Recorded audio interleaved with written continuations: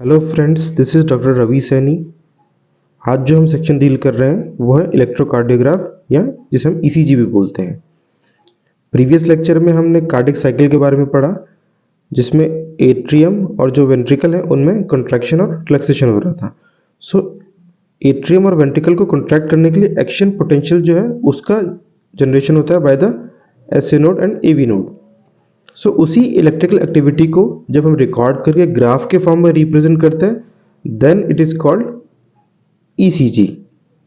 So ECG is a graphical representation of the electrical activity of the heart during a cardiac cycle.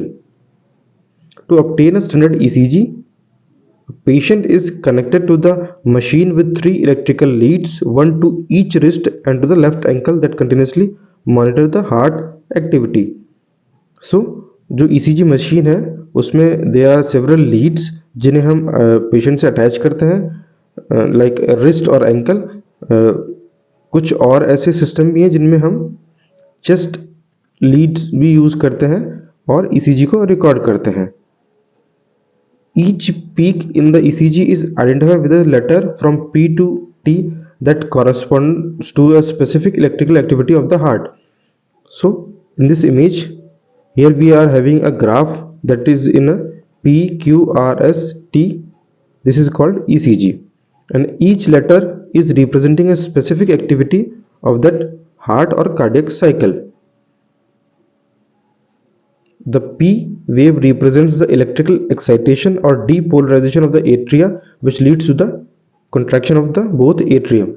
So in this wave, this P letter is representing the excitation और depolarization state of atria, जिसमें atrium जो है उसमें contraction हो रहा था ना cardiac cycle में.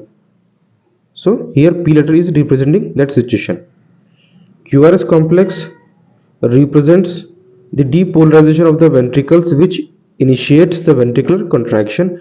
The contraction starts shortly after Q and marks the beginning of the systole. जब ventricles में depolarization की वजह से contraction हुआ, here QRS complex जो है it is representing the ventricular contraction. The T wave represents the return of ventricle from excited to normal state, that is called repolarization. The end of the T wave marks the end of the systole. P wave was representing contraction of atrium. QRS complex is representing the contraction of ventricle, but in the last the T wave is representing the relaxation of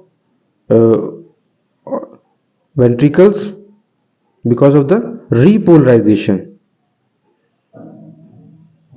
By counting the number of QRS complex that occur in a given time period, one can determine the heartbeat rate of an individual.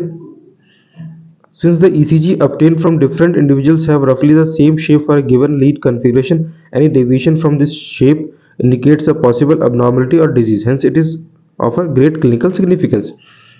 So, अभी हमने जो graph में जो wave देखी, it is a in normal situation. जो abnormal conditions होंगी उनमें जो ग्राफ्स हैं उनमें deviations present होंगे. So, by diagnosing the ECG, it helps in the diagnosis of various cardiac clinical conditions.